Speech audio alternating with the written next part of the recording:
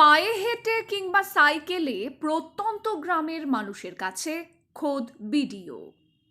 ঘড়ির কাঁটা তখন সবে সকাল ৮টা। সাইকেল চালিয়ে রওনা দিয়েছেন জনৈক ব্যক্তি।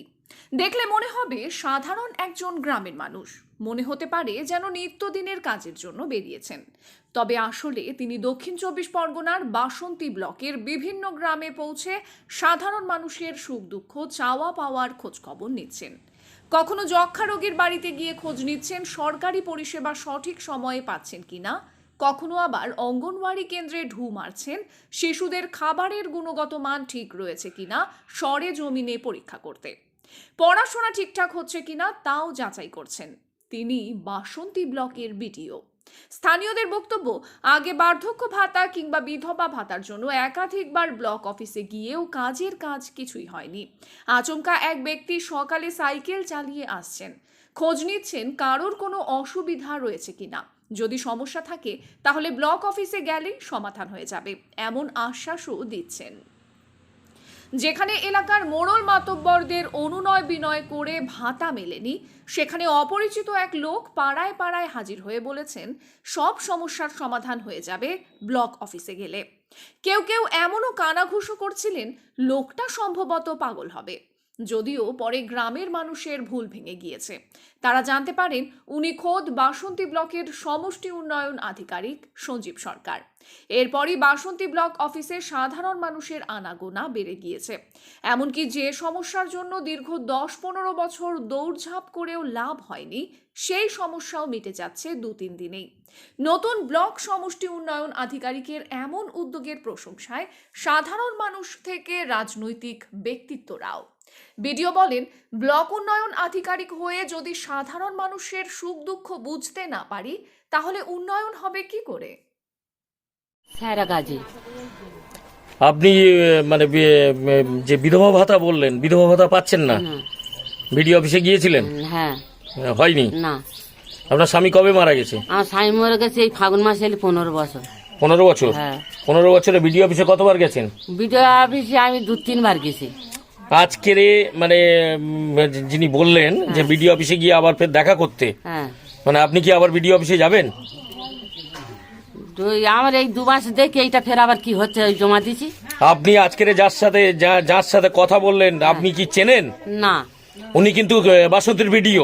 হ্যাঁ, ওই কাগজপত্র আজকের আপনার কাছে যিনি সাইকেলে কথা বললেন উনি আপনার বাসন্তীর বিডিও। আপনি কি চেনেন? না, চিনি না লোক। তাহলে আপনার বিডিও কিন্তু আপনাকে আজকে বলে গেল, যেটা জানা যাচ্ছে। তাহলে এরপরে আপনি যাবেন? হ্যাঁ, যাবো না। আমি এইটাই না যদি পাই তো ফের যাবো। তাহলে কি মনে হয়, বিডিও যখন বলে গেল এবার কি আশা করছেন? মনে করছি যে পাবেন মনে করছেন? হ্যাঁ। আপনার ধারণা ছিল যে বিডিও আপনার কাছে এটা বলে যাবে? বিডিও বলেনি, ওই যে অফিসারটা বসে আজকের যিনি এসছেন সাইকেলে করে, আপনি যার সাথে একটু আগে কথা বললেন, ও আচ্ছা, আপনি বুঝতে পারেননি? হ্যাঁ, এই লোকটা। হ্যাঁ, আচ্ছা, উনি তো বিডিও। ও আচ্ছা।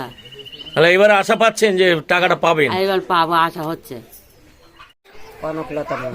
আজকের যিনি হঠাৎ সকালবেলা ভিজিটে এলেন, কি চিনতে পেরেছিলেন? কে? বিডিও সাহেব। এর আগে বাসন্তীতে কোনো বিডিও সাহেব এরকম কি আসতেন ভিজিটে? আসতেন না।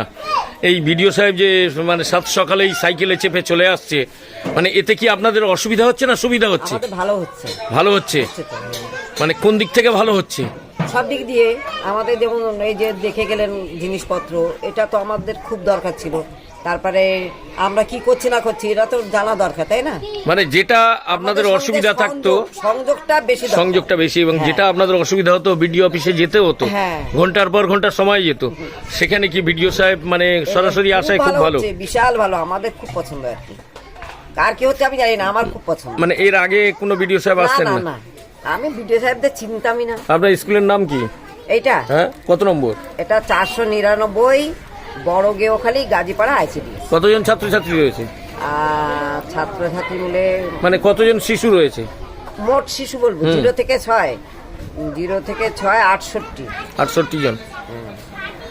দেখতে পাওয়া গেল যে আপনাকে সাইকেলে ভিজিট করতে, মানে এটা কি সাময়িকভাবে একদিনের জন্য? নো, আমি এটা আমার মর্নিং ওয়াকের একটা অঙ্গ। মাঝে মাঝে হেঁটেও বেরোই এবং মাঝে মাঝে সাইকেলে বেরোই। এবং এই সকালের দিকটা তো আইসিডিএস সেন্টারগুলো চলে, তো সঙ্গে সঙ্গে আইসিডিএস সেন্টারগুলো একটু ভিজিট করে নিই। এই গ্রামে ঢুকে কি মনে হচ্ছে, অনেকে সাধারণ মানুষ তো আপনার কাছে মানে দাবি জানাচ্ছে, মানে অনেকে লক্ষ্মী ভাণ্ডার পাচ্ছে না, বিধবা ভাতা, বার্ধক্য ভাতা পাচ্ছে না, সেগুলো কিভাবে দেখছেন? না, লক্ষ্মীর ভাণ্ডার যে কটি মেয়ে বললো পায়নি, তাদের অ্যাকচুয়ালি বয়স 25 বছর হয়নি। আর বৃদ্ধ ভাতার ব্যাপারে কয়েকজন আমাদেরকে বললেন, এবং তারা যেটা শুনলাম যে তারা এই দুয়ারে সরকার, লাস্টে যে দুয়ারে সরকার আমরা করলাম সেখানে অ্যাপ্লিকেশন দিয়েছে, তাদের নামটা আমরা নথিভুক্ত করে নিয়েছি। এইবার এখনো পর্যন্ত টাকা ঢোকেনি, সেটা আমাদের সরকার যে সময়টা ঢোকাবে টাকা ঢুকে যাবে, অসুবিধা হবে না।